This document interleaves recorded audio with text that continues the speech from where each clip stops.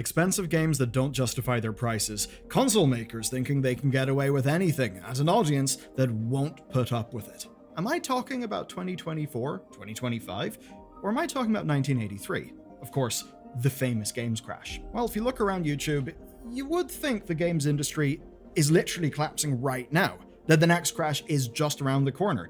That's what the common wisdom says. Look at the YouTube titles, check the op-ed space. They will tell you of a games industry that's collapsing or has collapsed and that we're living in the wreckage.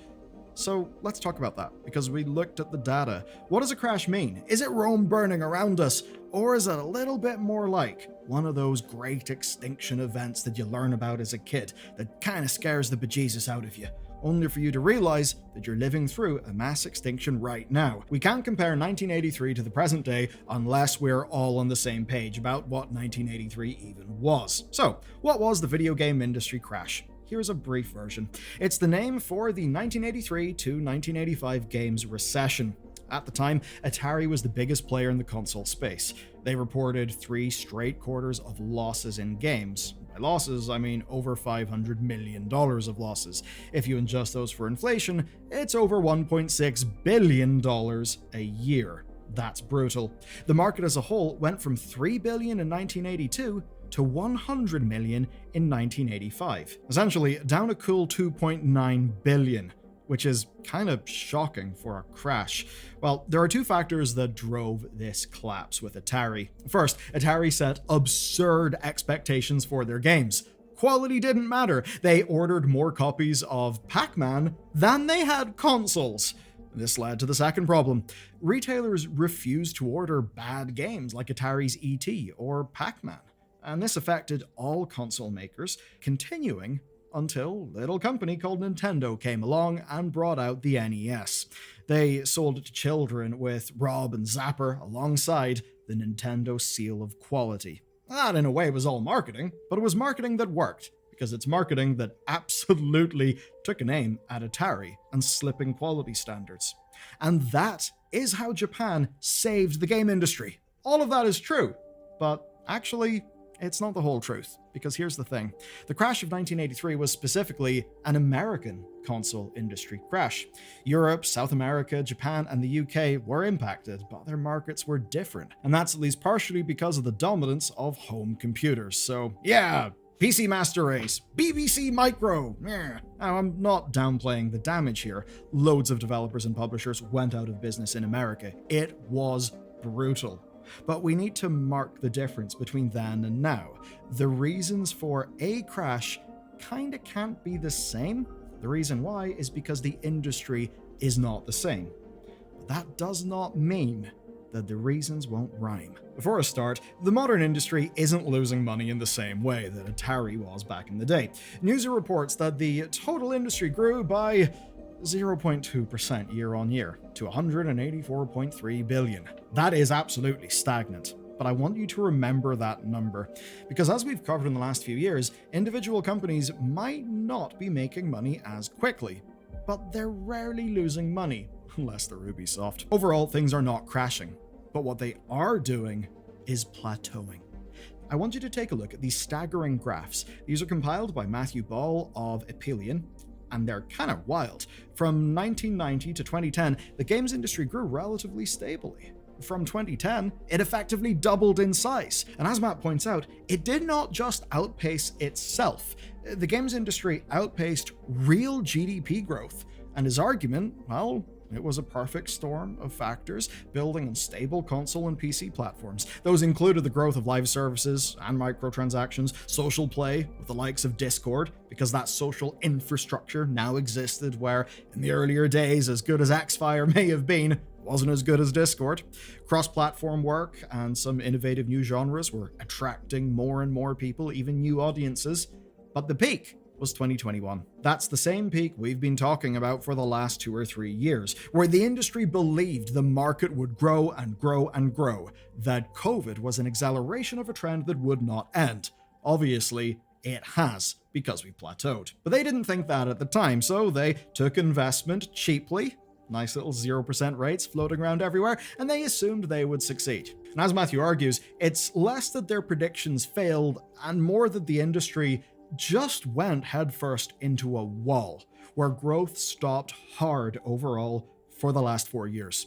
Now, this happened despite some of the biggest and best-selling games of all time.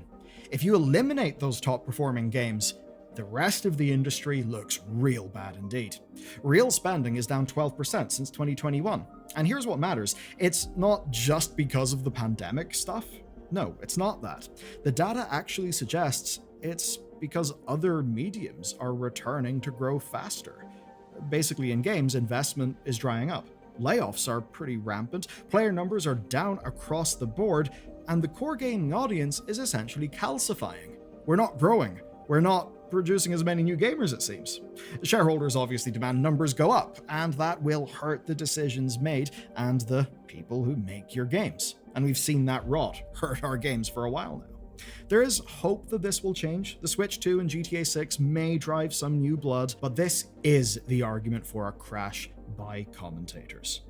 But it can't be like 1983. With this video, we've went on the assumption that we're talking about the same style of event as 1983's crash, which was extreme, fast, and wasn't plateauing, it was complete plummeting. Essentially, that consoles and games would be in danger. Well, there are currently 3 console makers plus some boutique people like Playdate. And looking around, yes, console growth broadly is hitting a plateau. Xbox's market share has collapsed. PlayStation is still chasing PS4 sales rates of the PS5, though recently they have been coming out real strong indeed. And as Matthew Ball points out, by the numbers, the Switch only grew the console market overall by cannibalizing the handheld market. Price increases for consoles and games won't help growth, we would think. Of course, what they are is the industry responding to a smaller addressable market and to higher costs. But that's where I have to stop things, because the Switch 2 happened after Matthew Ball's report and after we started looking into this topic. And the Switch 2 has outperformed sales expectations. It actually seems it's doing really, really well. I can at least say from my subjective experience, being able to play Tears of the Kingdom at a solid 60 FPS basically means it's now a playable game, and it's a bloody good one at that. With the Switch 2, the baseline quality of a video game experience for a humongous number of people, millions upon millions, has just increased substantially. I think that will help to nudge up our game numbers. Of course, we've also got GTA 6. That will help to spark PS5 adoption, and Newzoo are predicting 7% growth for the console market from 2025 to 2027. What's that going to be driven by? Well, Switch 2, which we're already seeing is very much on trend to do that, and GTA 6. So that means that consoles are not crashing as a whole. Xbox is having its problems, but they've at least got other outlets, like PC. And that whole multi-platform thing was not the same as it is today back in 1983. But the other huge factor is PC. It rarely spikes, but that's just because it shows consistent, meaningful growth every single year. Albeit, much of that is with a nice little 30% cut going to Valve. So the way we play games is likely not going to change as part of a crash. But there's another thing that drove the 1983 to 1985 crash, and that is that you were buying those physical games. It was a very different market. Direct digital business to consumer was not really a thing. And that's why so many games ended up in landfill. You had massive overproduction, massive sunk costs, a lot of those things that basically just broke the back of Atari. But it is true that in pure numbers, we're kind of getting more games than ever. You'd almost think we'd have to dig out more landfills if it wasn't for the massive digital rise.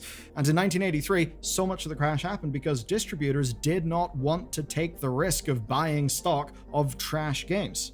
Now, when publishers like Capcom report 90%-ish of their sales are digital, well, those physical stores no longer matter. And that means the only crash factor could come from curation and from marketing. And like we've covered with Steam in the past, that's a fairly big problem, but it's one that's being considered by the platform holders. Not everyone will break through, but that doesn't stop them from being sold. So a crash can't come from there. I mean, hey, maybe the PlayStation Store and eShop just becomes so bad that no one buys games anymore, but yeah, I'm sure they'll upgrade those store experiences. Now, what all this means is the games industry cannot crash like it did in 1983 today, which is overall real good news. But it may not be good news for you, what you want. As it turns out, saying game industry collapse no longer really makes sense, because there's actually loads of game industries within the games industry, unlike the hyper consolidated Atari craziness in North America in the 80s.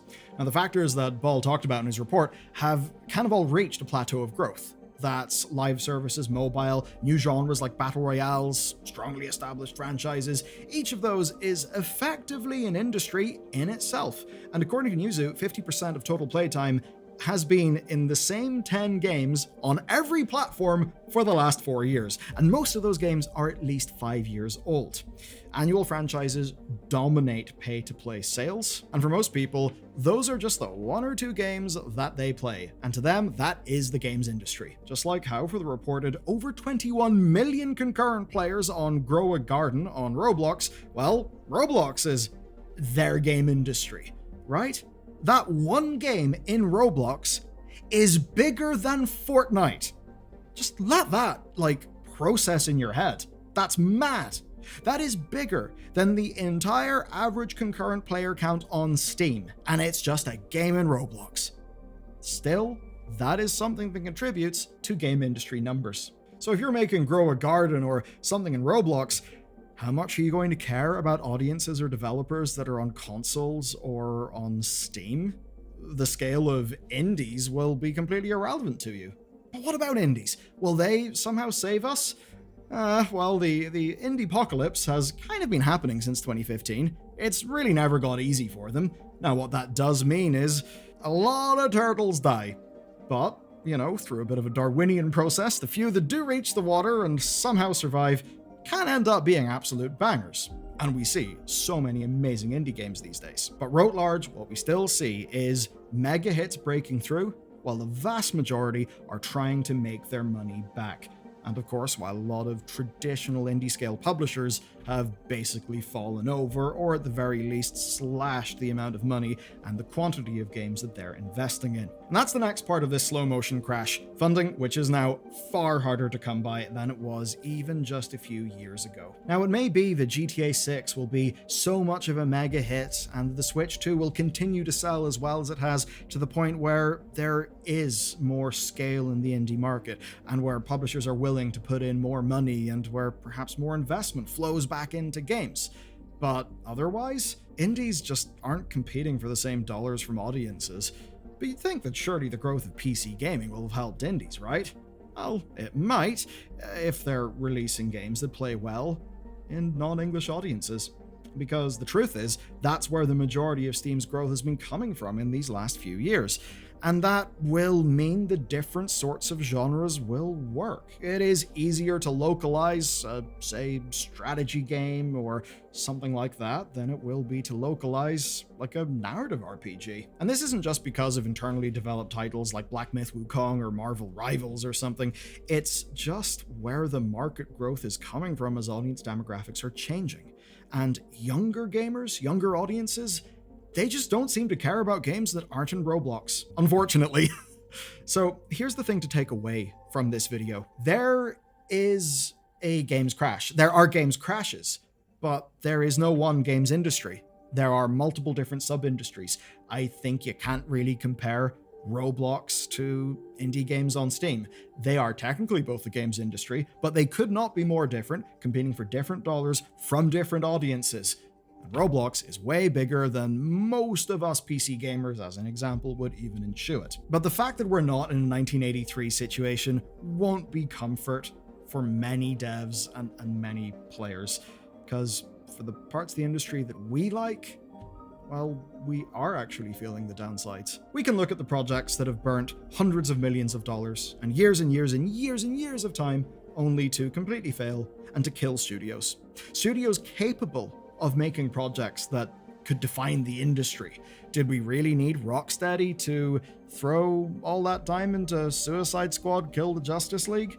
Did we really need all that crazy stuff with the failed Perfect Dark, the mismanagement of Halo, the many games that Microsoft have, of course, now killed? Because, well, maybe our segment of the industry is suffering from big cyclical factors beyond our control.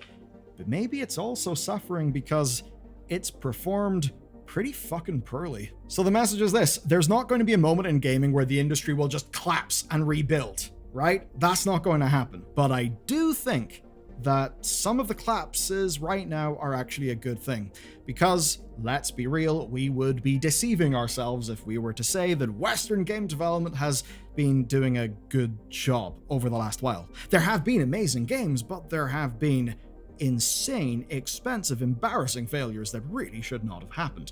That's damaged the industry. And the specter of 1983 hangs in the American consciousness in a way that it just doesn't in other parts of the world, because even in 1983, it was not a single monolithic crash. If you were a Brit with a BBC Micro, you didn't give a shit, even though, yes, it was rough. But the point is that our industry is now so diversified to the point where it's hard to look at an indie game and a Roblox game and kind of think, huh, man, those are really part of the same little industry where the same development studio could be making that. It's hard to look at that and think of it as the games industry because it's now separate. That means that the whole games industry won't go down at once. It's just too stratified. But that doesn't mean the games industry is good for everyone. Especially in response to the post-pandemic climb down, we are seeing problems. The funding that's drying up, which means it's even harder to get indie or AA titles past the pre-production or like early production stage. We're seeing calcified AAA games production lead to, say, the recent EA layoffs, or the recent Xbox layoffs, of which there have been thousands upon thousands. And live services mean that publishers will demand more and more profit from fewer and fewer players, because those games basically do exist to juice you for all that you are worth forever, whilst giving you as little fresh content and experience as they can. But the games industry is bigger than both of those fields, and it has not stopped changing around them since 1983. Now, it's fair to argue that the systems under which games are made are responsible for a lot of this problem, and if you want to see a perfect example, like literally a beloved franchise seeing its sales absolutely plummet because, well, the overarching corporate entity did it bad, check out this video about Capcom and Monster Hunter, because it turns out that while, they did initially get away with it, they, in the long term, have very much not gotten away with it.